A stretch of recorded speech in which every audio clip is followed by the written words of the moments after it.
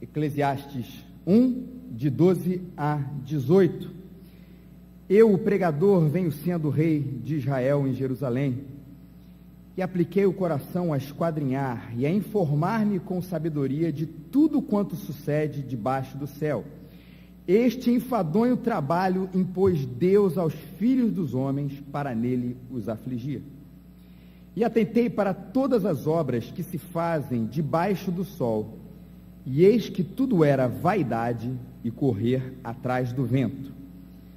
Aquilo que é torto não se pode endireitar, e o que falta não se pode calcular.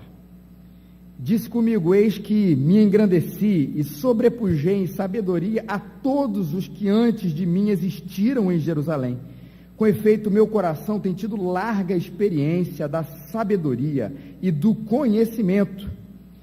Apliquei o coração a conhecer a sabedoria e a saber o que é loucura e o que é estultícia, e vim a saber que também isto é correr atrás do vento, porque na muita sabedoria há muito enfado, e quem aumenta a ciência, aumenta a tristeza. Posso te fazer uma pergunta chata? Que dia que é amanhã?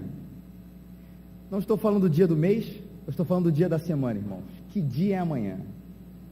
Eu sei que você talvez tenha vindo na igreja para pensar que a última coisa que você deveria ouvir é que amanhã é segunda-feira. Porque segunda-feira, para muita gente, além de ser o dia mundial intergaláctico da dieta, também é o dia mundial intergaláctico do mau humor. Não é verdade, irmão? Para você, ou na verdade, qual é a lembrança, para você, qual é a lembrança que a segunda-feira traz e o sentimento que ela traz? Vamos despersonalizar. Para as pessoas em geral, o que é que lembra e o que evoca de sentimentos a segunda-feira? Eu quero te ouvir. É uma pergunta, não é retórica, é para você responder aí mesmo, tá? Não fala muito não, poucas palavras, mas o que a segunda-feira evoca em termos de sentimento, gente? Vamos lá. Rotina. Fala aí, Soto. Acordar cedo. Sono. Trabalhar. Boa, Olga, saudade do sábado, né? Tem aquele velho ditado: por que a sexta é tão perto da segunda e a segunda é tão distante da sexta-feira, né? Uma matemática que deveria ser inversa. Eu acho que mais ou menos isso aí resume o que sentimento, que compreensão a gente tem a respeito da segunda-feira. E eu acho que a reflexão da segunda-feira, e vamos filosofar um pouquinho sobre ela, na verdade é uma reflexão sobre a nossa vida. Porque parece que às vezes o fim de semana é como se fosse um mini paraíso, uma mini ilha que nós temos durante a nossa vida, mas que nós sabemos que uma hora ela vai acabar. Sexta-feira, bate 6, 7 horas, a hora que você sai do seu trabalho, e aí já começa o coração, o espírito mais leve, a expectativa de como é que vai ser a sua sexta-feira à noite, a expectativa do seu sono de sábado de manhã, que é maravilhoso, né, Viviane? O seu almoço, o seu jantar, o domingo, a gente aqui na igreja, o descanso de sábado, de domingo à tarde, quase que irrepreensível, irretocável, como diria o antigo ministro, imexível.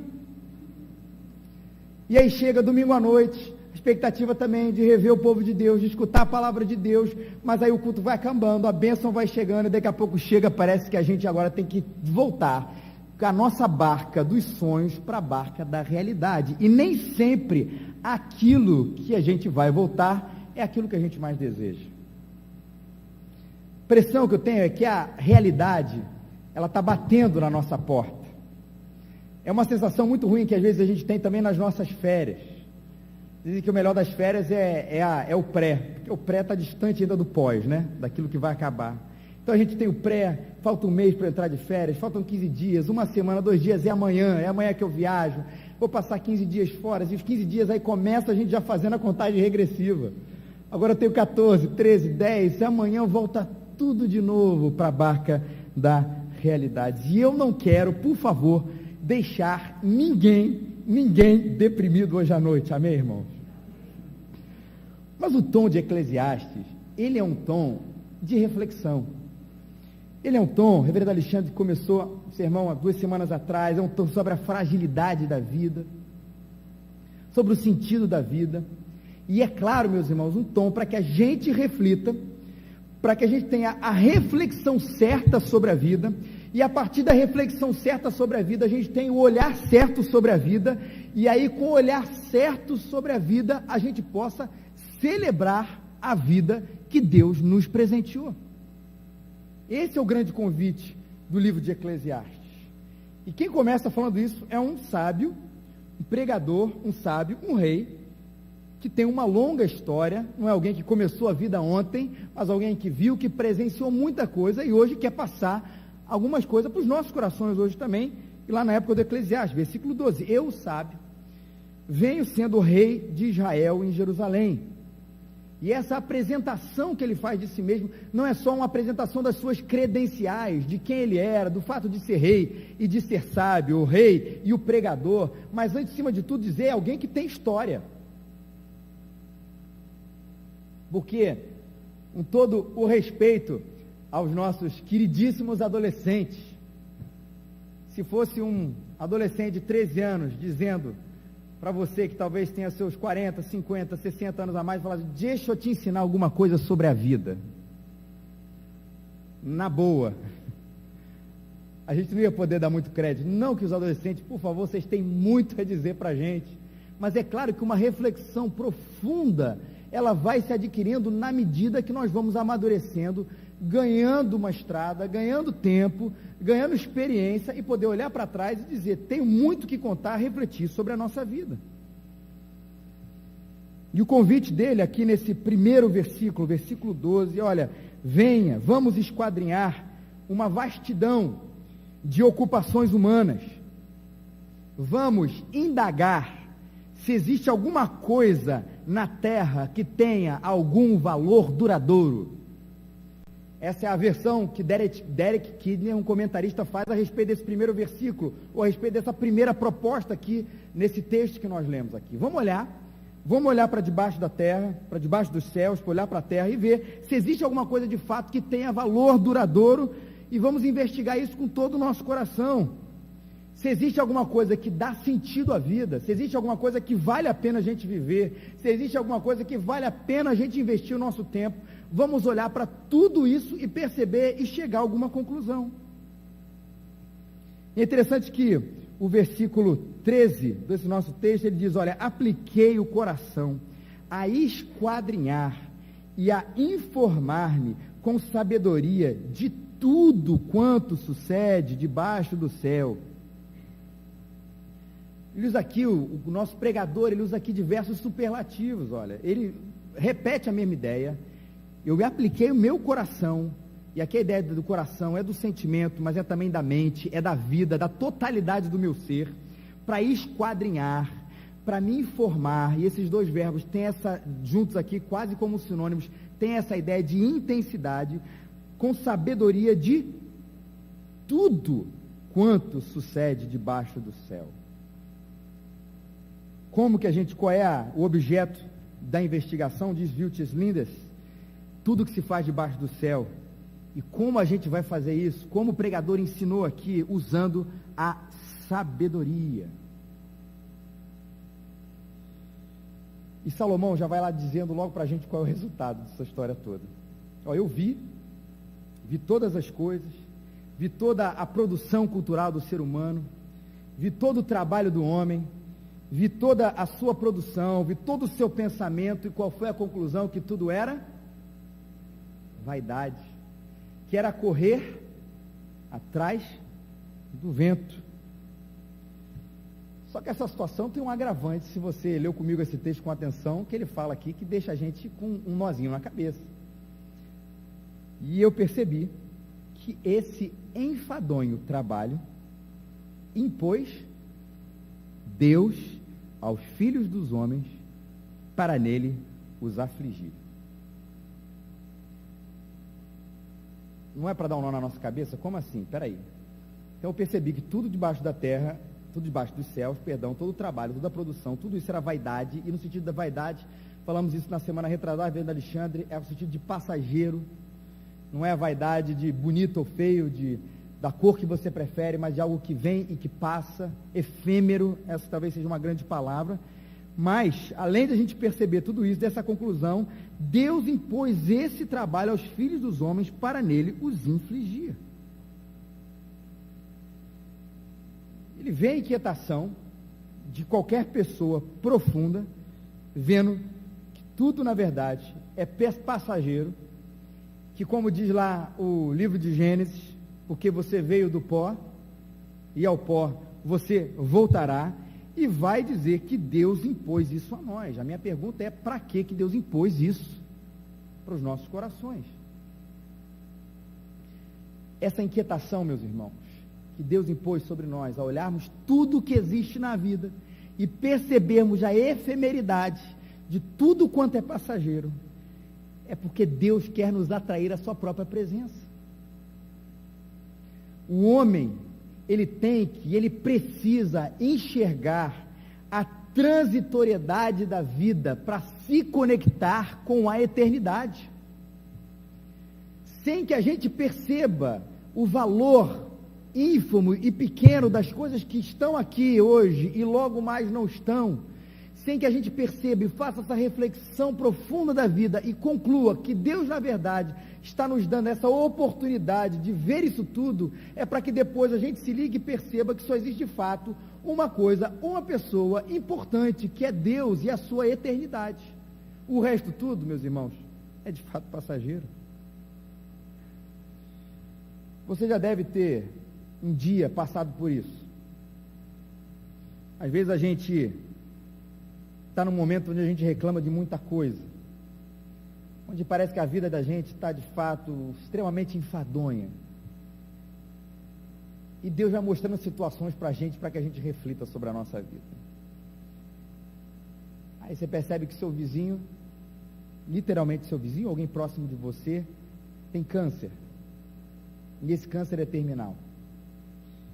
E aí você percebe que também perto de você, a pessoa que você conhecia, que amava profundamente, aquele casal, está prestes ou até mesmo já se separou. Ou você tem contato com uma família que perdeu um filho, que perdeu alguém bem próximo, que fez toda a diferença no seu coração. Você percebe também uma pessoa, uma família que perdeu dinheiro, que perdeu emprego, que perdeu todas essas coisas, essas tragédias no início do ano mostram para a gente um pouco disso. E aí quando a gente começa a, de novo, olhar para a nossa vida, qual é a nossa conclusão? Eu acho que eu não tenho tanto assim para reclamar. Eu acho que eu não tenho tanto assim para reclamar a respeito da vida. Existem outros motivos, apesar de muitas vezes talvez nós estejamos encaixados num motivo como esse, mas há sempre alguma coisa que Deus coloca na nossa vida para nos alegrar, e que Deus também coloca diante de nós para que a gente perceba, meus irmãos, que nós temos muitos mais motivos para agradecer do que, na verdade, talvez para murmurar a respeito da nossa vida. De que a nossa história, ela se passa com uma rapidez muito forte, muito violenta, de que de fato dessa vida a gente não vai poder levar o nosso dinheiro, de que de fato dessa vida a gente não vai poder levar a nossa fama, de que de fato dessa vida a gente não vai poder levar a nossa casa, a gente não vai poder levar as nossas paixões, a gente não vai poder levar as coisas com que mais nós investimos o nosso tempo. O Bernardo Alexandre também usou essa imagem de que a gente, em breve, e muito em breve, se você levar em consideração a eternidade, nós não seremos nem mais lembrados.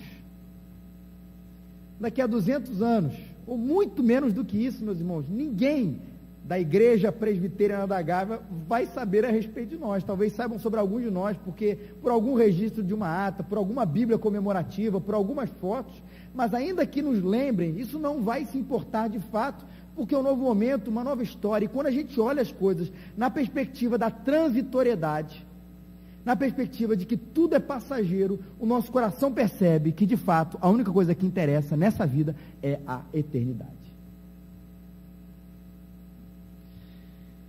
E a gente olha de novo para a realidade e eu quero convidar você a olhar para a sua segunda-feira e talvez descobrir que ela não é tão segunda-feira assim.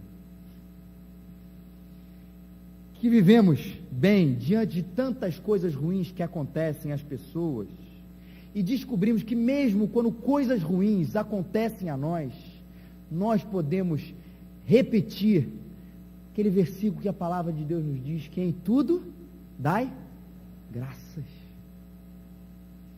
Regozijai-vos sempre. E o sábio aqui, ele vai além para falar sobre essa reflexão. E na minha opinião, para falar até a respeito do controle de Deus, porque tem outro versículo que parece que deixa a gente com outro nó, não é verdade? Aquilo que é torto não se pode endireitar e o que falta não se pode calcular. Isso é a palavra de Deus, irmão. Que aquilo que é torto não pode se endireitar. Meus irmãos, se a palavra de Deus aqui estivesse falando de uma questão moral, tudo aquilo que ouvimos hoje de manhã pelo reverendo Dulce estaria rasgado. E não só o que ele falou, o que a Bíblia nos diz. 2 Coríntios 5,17, o versículo que você sabe provavelmente de cor, porque se alguém está em Cristo é nova criatura. As coisas antigas já passaram e eis que tudo se fez novo. Se de fato aqui o escritor estivesse falando, Salomão estivesse falando de uma questão moral, da questão da vida, Paulo teria tido um delírio, um surto psicótico e vivido o que ele viveu, escrito para nós. Estamos aqui diante do escrito de alguém que é absolutamente louco.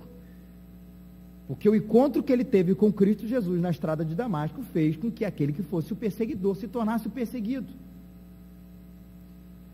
Porque o encontro que a mulher samaritana teve com Cristo Jesus fez com que toda a sua história mudasse.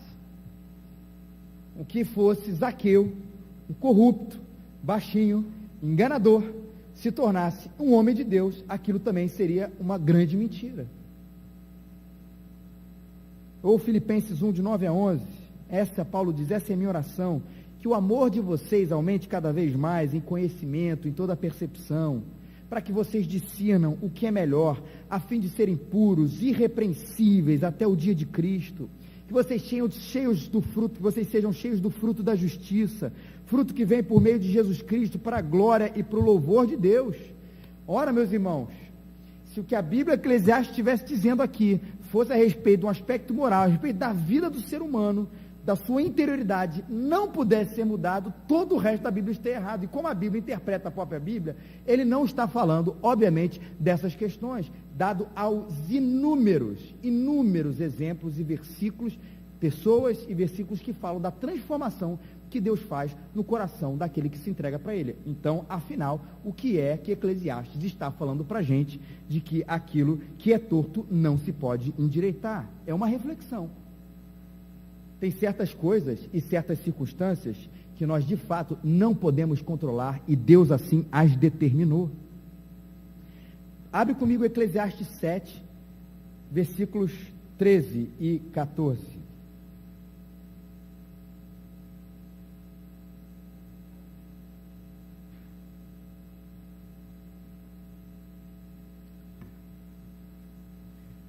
Atenta para as obras de Deus, pois quem pode endireitar o que ele torceu?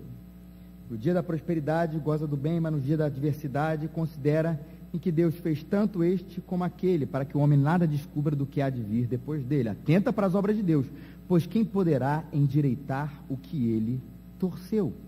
Sim, Deus torce circunstâncias e as coloca na nossa vida, que são decretos que mostram também a nossa falta absoluta de controle da vida, mas que de fato existe alguém que quando abre uma porta, ninguém fecha, e de que alguém que quando fecha uma porta, ninguém abre, e essa pessoa é Deus.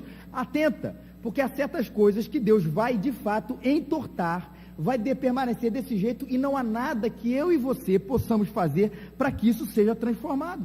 Um grande exemplo disso, meus irmãos, é a própria morte.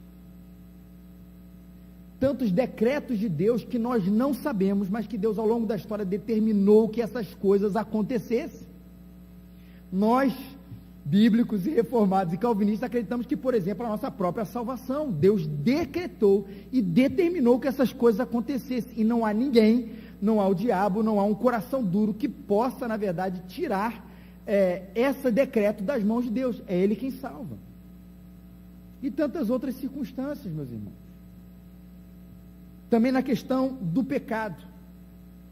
Você vai olhar para esse mundo, e essa também é uma reflexão aqui de Salomão, não tem a menor dúvida disso, e você vai olhar para o mundo e vai perceber que por mais que a gente pregue a palavra de Deus, por mais que ainda Deus, na sua graça comum, levante outras pessoas para defender os seus próprios valores, o mundo nunca será aquilo que nós esperamos dele. Aquilo que nós esperamos dele, nós teremos um dia na Nova Jerusalém, quando Cristo voltar, quando as coisas forem de fato totalmente transformadas. E quanto a isso, meus irmãos, essa é uma história já escrita por Deus. Nessa questão do pecado, vai sempre haver pecado, violências e todas as outras coisas decorrentes desse assunto. Por isso que Romanos 8, versículo muito interessante, 19 a 21, fala dessa expectativa.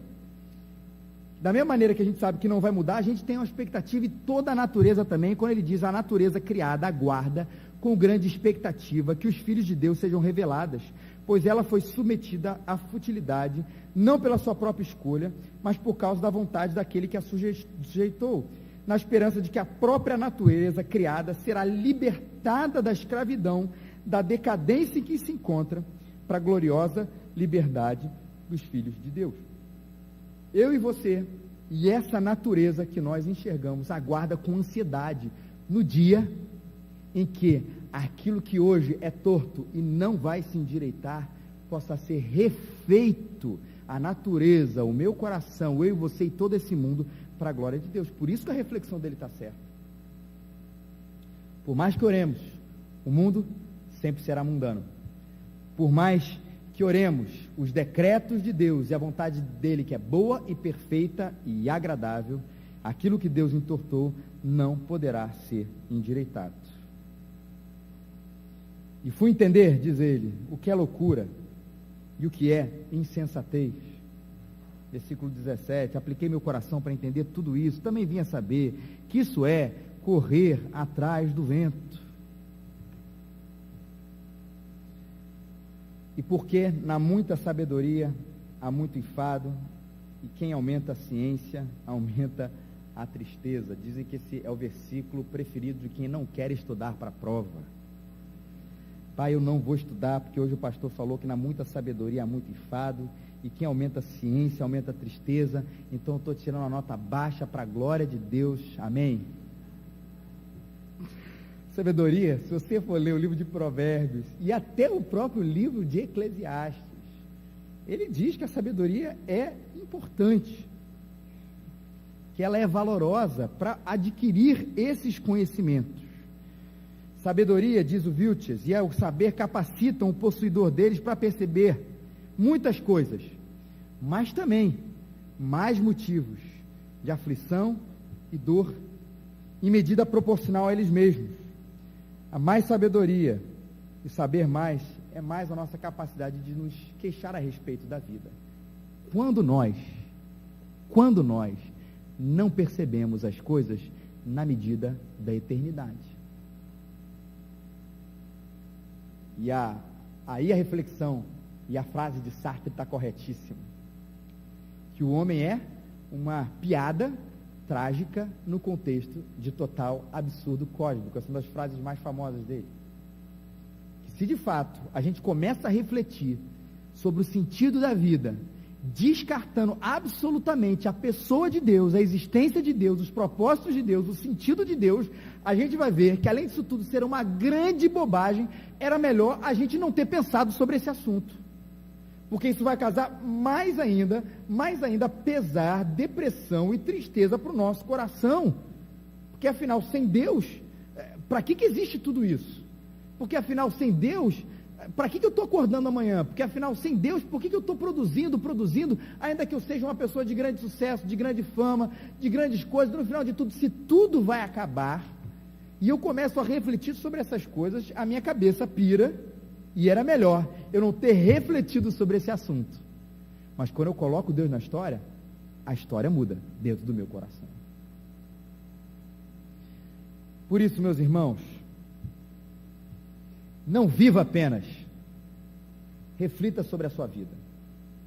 Porque se Deus colocou esse jugo sobre nós, para que a gente reflita sobre a vida, é sim, para que a gente reflita e perceba e conclua que ela é passageira, de que a sua vida é efêmera, de que a sua vida não será lembrada, de que a sua vida de fato é rápida, é simples, diante de toda a eternidade. Mas lembre-se que quando Deus colocou essa reflexão sobre você, é para que você seja atraído à presença dele e conclua como Paulo, de que é por ele, é para ele e por meio dele são todas as coisas, que Cristo é a única razão pela qual a gente deve viver e morrer. O resto é um grande detalhe, irmão. Mas isso a gente só tem quando a gente reflete sobre a existência da humanidade e a nossa própria existência. Não viva apenas, reflita sobre a sua vida. Na sua reflexão, mensure a sua vida, mensure o que você faz. Comece a pesar as suas prioridades. Se não for para Deus, vale a pena fazer o que você está fazendo? Quando você coloca tudo isso por conta, mais uma vez usando essa palavra tão importante no livro de Eclesiastes, a eternidade, você percebe, será que vale a pena insistir naquilo que eu estou insistindo? Tomar a decisão que eu estou tomando, gastar a minha energia naquilo que eu estou gastando? Mensure tudo isso e no final conclua que para Deus, aí sim, as coisas ganham sentido e um propósito. Terceiro lugar, aceite certas circunstâncias. Aquilo que é torto, não se pode endireitar. E o que se falta, não se pode calcular, de tantas coisas que ainda faltam.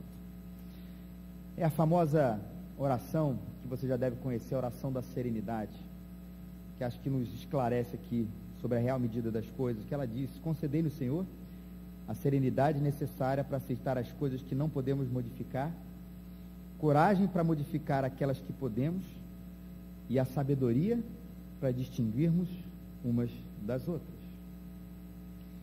Concedei-nos, Senhor, a serenidade necessária para aceitar as coisas que nós não podemos modificar, a coragem para modificar aquelas que podemos, e a sabedoria para distinguirmos umas das outras. Certas circunstâncias precisam ser aceitadas por nós, porque foram por Deus determinadas, ou porque só ao longo da história, quando Cristo Jesus voltar, elas serão de fato absolutamente transformadas. Por favor, e eu sei que você é maduro o suficiente para compreender isso, que isso não sirva uma grande desculpa. Há muitas e muitas e muitas coisas, como nós lemos aqui, que Deus pode, quer e deseja mudar no seu coração. Muitas e muitas e muitas e muitas e muitas coisas. Mas naquilo que Ele já decretou, aceite o plano soberano, poderoso da glória de Deus. E ame a sabedoria. Ame a sabedoria. Estude muito para a prova amanhã, Joãozinho. Estude muito para o seu mestrado, para o seu doutorado, para a sua faculdade, para o seu colégio. Adquira conhecimento, adquira sabedoria. Não há nada de mal nisso, mas ame o conhecimento de Deus como o maior conhecimento que você pode ter. Nesse sentido, a teologia é a maior de todas as ciências. Não que as outras não sejam necessárias, mas porque de fato, se a gente espremer tudo, aquilo que a gente precisa conhecer em primeiro lugar, com toda a nossa força, alma e entendimento, é Deus. Amarás o Senhor teu Deus com toda a força, toda a alma e todo o entendimento, e amarás o teu próximo como a ti mesmo. Esse é o resumo da lei, e esse é o resumo da vida. Ame esse conhecimento acima de tudo.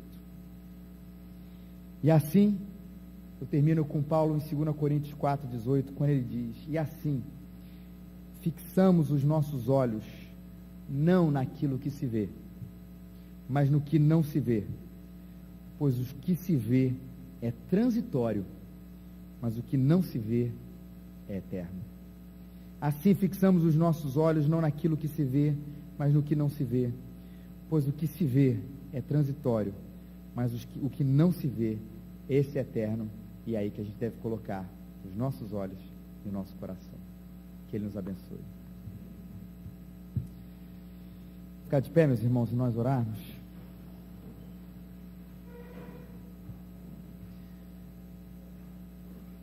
Nosso Deus e nosso Pai, Deus da vida, obrigado, Senhor, porque o Senhor abre os nossos olhos para perceber, Deus, como a nossa vida é transitória, passageira, efêmera, frágil.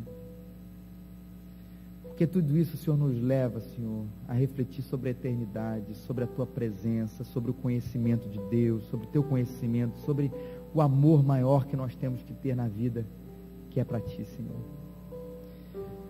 Deus, muito obrigado por isso, Senhor.